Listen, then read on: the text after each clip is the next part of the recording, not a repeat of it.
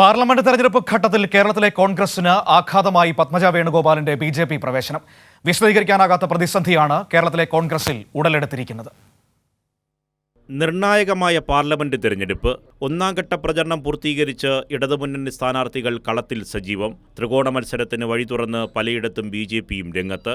നിയമസഭാ തെരഞ്ഞെടുപ്പിൽ കോൺഗ്രസിന്റെ തുടർച്ചയായുള്ള പരാജയങ്ങൾ. തിരിച്ചുവരാൻ കഴിയാതെ കോൺഗ്രസ് അടിപതറുമ്പോഴാണ് ലീഡറിന്റെ മകൾ തന്നെ കോൺഗ്രസിന്റെ കൈവിട്ട് താമരയെ പുൽകുന്നത്. കേരളത്തിലെ കോൺഗ്രസ് നേരിടുന്ന ആഘാതം ചെറുതല്ല. വിശദീകരിക്കാനാകാത്ത പ്രതിസന്ധിയാണ് കേരളത്തിലെ കോൺഗ്രസിൽ ഉടലെടുത്തിരിക്കുന്നത്.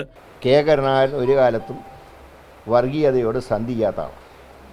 അങ്ങനെയുള്ള കെ കരുണാകരൻ്റെ കുടുംബത്തിൽ നിന്ന് ഒരാളെ ബി.ജെ.പിക്ക് കിട്ടിയെന്ന് പറയുമ്പോൾ അത് മതേതര വിശ്വാസികളെ സംബന്ധിച്ച് ഏറ്റവും ദുഃഖം നൽകുന്ന ഒരു കാര്യമാണ്.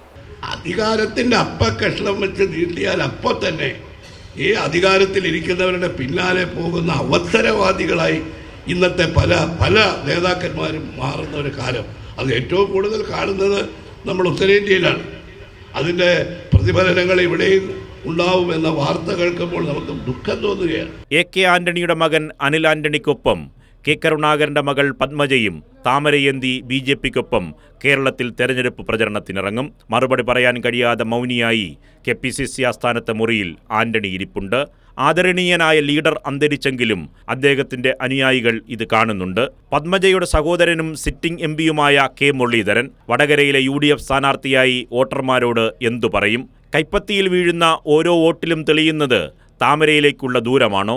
കേരളത്തിലെ വോട്ടർമാർ ന്യായമായും വിലയിരുത്തും. കേരളത്തിലെ രണ്ട് പ്രമുഖ കോൺഗ്രസ് നേതാക്കളുടെ മക്കൾ കൈപ്പത്തി വിട്ട് താമരയുമേന്തി ഈ തെരഞ്ഞെടുപ്പിൽ ബി.ജെ.പിക്കൊപ്പം പ്രചരണത്തിനിറങ്ങും.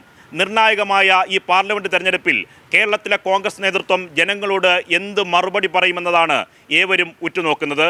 ക്യാമറമാൻ പ്രമോദ് പന്നിയോടിനൊപ്പം നിർമ്മൽ ചക്രവർത്തി, കൈരളി ന്യൂസ്.